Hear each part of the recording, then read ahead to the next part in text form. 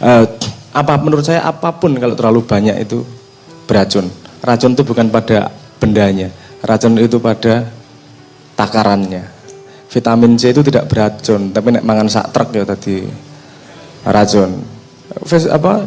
Internet, sosial media kalau cukup pas porsinya juga informatif kalau bisa memilahnya. Dan karena semua orang bisa berbicara, dulu ada peneliti yang namanya Dunning-Kruger. Itu banyak terjadi efek-efek Dunning-Kruger. Dunning-Kruger gini, wong orang ngerti tapi merasa tahu. Dan karena pengetahuannya cekak, justru dia merasa paling tahu. Dan itu suaranya yang paling keras. Biasanya yang paling ngotot, yang paling ngerasa bener, paling ngerasa ngerti. Biasanya itu efek dari yang disebut sebagai Dunning-Kruger efek. Justru karena dia tidak tahu banyak, dia ngomongnya merasa paling benar. Karena biasanya orang yang tahu banyak, dia pasti tahu anomali dari setiap kebenaran. Tidak ada yang benar-benar benar kecuali kebenaran Tuhan. Setiap kebenaran yang kita anggap pasti ada titik salahnya, pasti semuanya. Alam pun memberi contoh seperti itu dengan anomali air pada 4 derajat Celcius, anomali besi pada akeh banget anomali yang kamu anggap pasti mesti ono anomali ini. Nah, orang yang pengetahuannya luas, dia tahu anomali itu sehingga tidak orang gampang ngomong iki mesti bener, iki mesti salah. Jadi yang dikeluarkan adalah mengajak diskusi, mencari kebenaran bersama, bukan mencari siapa yang benar, tapi mencari apa yang benar. Jadi asal filter kita tepat di situ, kita akan bisa ngelihat, oh iki Dunning-Kruger iki lagi pengen ketok iki moga-moga. Jadi balik lagi, siapa yang mengatakan bahwa kita overdosis informasi yang bisa diambil. Jadi filternya harus kita sendiri. Ngono paling respon saya. Penjajahan zaman dulu dan zaman sekarang. Lagi-lagi nggak gampang ngomong. Kalau dulu penjajahannya bisa dilihat dengan fisik, sekarang penjajahannya nggak bisa dilihat dengan fisik. Dan yang kamu lihat, yang kamu pahami sebagai penjajahan belum tentu penjajahan. Gini, karena penjajahan pasti lebih dalam di dalamnya. Nah, strategi ini pinter banget soalnya. Juga gini, kadang-kadang kita membiarkan diri kita terjajah. Saya pengen ngerespon itu tadi, tentang bagaimana sumber daya alam kita diambil, kita tidak bisa kok dikasihin sama orang luar, misalnya gitu. Kalau kita meneliti lebih dalam, sekarang ada pertanyaan begini juga. Kalau nggak orang luar, kita nggak punya teknologinya. Kita nggak tahu juga caranya gimana. Ada yang mengambil jalan tengah bahwa oke, kamu duluan di situ, tak kasih waktu 20 tahun, orang diberi kewajiban bahwa ada orang Indonesia yang harus ikut serta di situ sehingga ada alih teknologi, sehingga di depannya bisa ditambang oleh orang Indonesia sendiri. Misalnya gitu, itu jadi strategi, bukan jadi dijajah. Tapi kalau dibiarkan lepas, oke, aku sing bangun, neng pekerjaannya suka aku kabeh. Itu minta dijajah itu. Karena kita tidak mendapatkan apapun, kita tidak mendapatkan skillnya, kita tidak berpikir masa depan, kita tidak punya strategi terhadap itu. Nah, jadi ngomong penjajahan atau tidak, saya berani ngomong bahwa kita kebanyakan kita dijajah. Tapi kita juga tidak tahu bahwa kita dijajah. Karena penjajahan yang paling berhasil adalah ketika yang dijajah tidak tahu kalau dirinya dijajah. Kamu tidak akan merasa berjuang kalau kamu tidak tahu bahwa dirimu dijajah. Kamu tidak akan pengen keluar penjara kalau kamu tidak merasa dirimu dalam penjara. Jadi sebelum berteriak tentang bebaskan diri dari penjajahan, ketahuilah bagaimana cara mereka menjajah. Bagaimana cara mengetahuinya? Belajar ilmu mereka. Ilmu katon beres. Ilmu katon apa jenenge? Donya. Kari maca gabrus ngene ketok kabeh iku. Asal gelem, wong Jawa iki gampang banget sinau, asal mau. Orang ngerti ampuhe wong Jawa. Itu tapi wong Jawa iki ilmu katon gampang banget iku. Yo nyun sewu aku rada nganu sithik yo, rada pamer sithik yo lumayan lah. Aku mbiyen pernah dibuang sama ayahanda ke luar negeri. Ya konsepnya nek menurutku ya dibuang. Karena mangkat-mangkat dhewe golek-golek dhewe tak kei syarat mingan. Syaratnya ra ono wong Indonesia. Ya wis mangkat aku. Ditiliki pisan wae ra tau. Saya membalas juga. Saya sampai sana baru 3 bulan 4 bulan ngirim email wis tekan, ngirime ngono tok, njuk dipisui juga. Kowe ki yo ngabar-ngabari engko nek mati kan aku yo iso layat ngono. Tapi itu kawah Chandra di muka yang luar biasa buat saya. Dan menurut saya kenapa saya mau ke sana? Aku pengen sinau tenan ilmu sepiro to jane. Apa to piye carane to? Tidak dalam rangka merendahkan atau dalam rangka menghamba meninggikan. Tapi saya tidak akan bisa memahami dia kebenarannya kalau saya tidak belajar ilmu dia. Tidak ada orang yang dengan sengaja berbuat salah. Orang pasti berbuat benar menurut dia. Tergantung tujuannya kemana. Paham maksudku?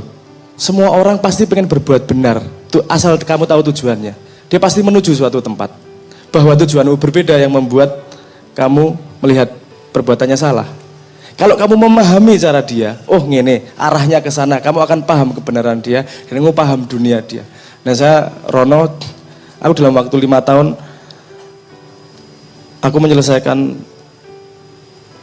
matematika rampung, fisika rampung, psikologi D3, komputer science sedikit, itu dalam waktu uang kuliah standar, 4 tahun, 5 tahun. Itu urusan pinter, urusan ilmu katon. Dunia ini gampang, karena nek wis apa jenenge nyon sewu dalam petik gampang. Yang kamu belajar itu bukan ilmunya, yang kamu belajar bahasanya. Oh, bahasa biologi ini gini, bahasa matematika itu gini, bahasa apa namanya? Fisika itu gini, bahasa psikologi itu gini, bahasa komputer itu gini. Intinya di dalamnya aslinya ilmu tauhid. Wis aku wani ngomong kuwi. Mbok sampai matematika sing ilmu pasti itu aslinya tauhid kuwi. Asal kowe nyekeli ilmu tauhid tenan, pijakanmu di situ ilmu apa wae gampang banget belajarnya. Wong nyebute laduni, padahal menurutku itu hanya urusan kalau kamu paham ibu dari ilmu, lainnya hanyalah ekspresi dan ranting-ranting. Pegang oyote, belajar karo Mbah Oyot.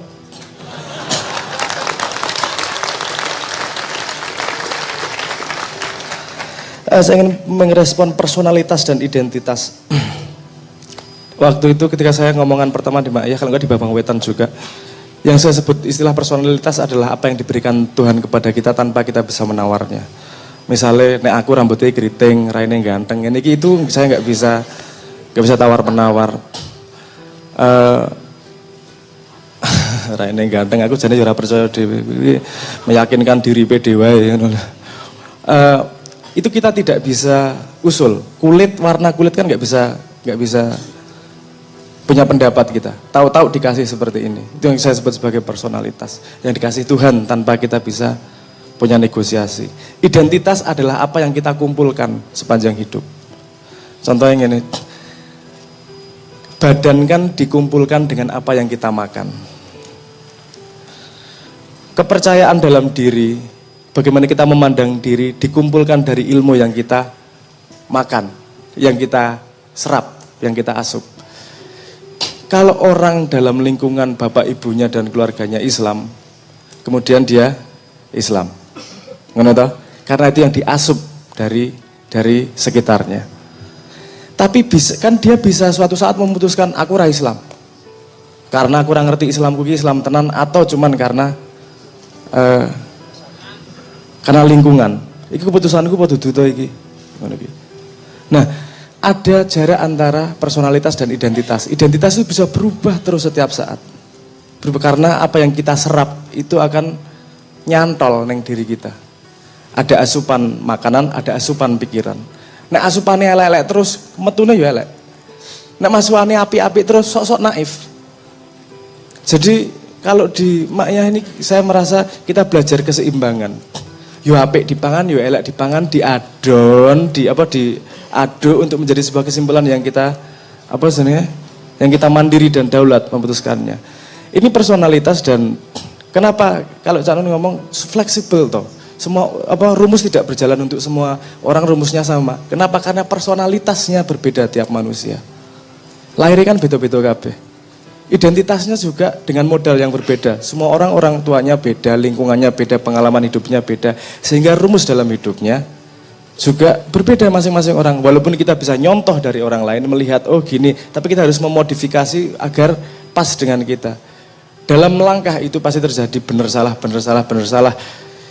Kalau saya sering ngomong, percayalah bahwa kamu tidak pernah mencapai kebenaran. Ya, rada ekstrim. Karena semua kebenaran yang kau pahami sekarang itu kesalahan yang belum kamu pahami. Iki rada paham ya maksud saya ya.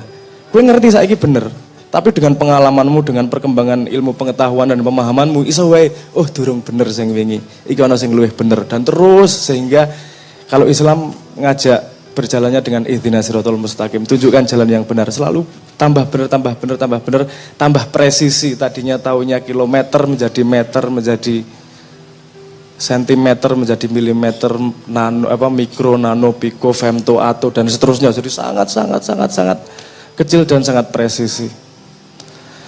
Keluasan berpikir itu membuat kita bisa memahami identitas yang lain, membuat kita bisa memahami, oh personalitasnya seperti ini, identitasnya seperti ini, kita bisa menyelami. Sehingga kalau kita bisa paham kebenaran semakin banyak orang, menurut saya itu modal utama untuk memahami tajalli Tuhan yang bermacam-macam. Salah satu cara mendekati Tuhan adalah memahami ciptaannya. Orang gampang bener salah. Karena menurut saya kita semua sesama siswa, dan sesama siswa tidak bisa mengisi rapot teman. Yang bisa mengisi rapot cuman Tuhan. Lebih baik saling belajar dan mencari apa yang benar, bukan siapa yang benar. Ngoten mawon sanun. Matur nuwun.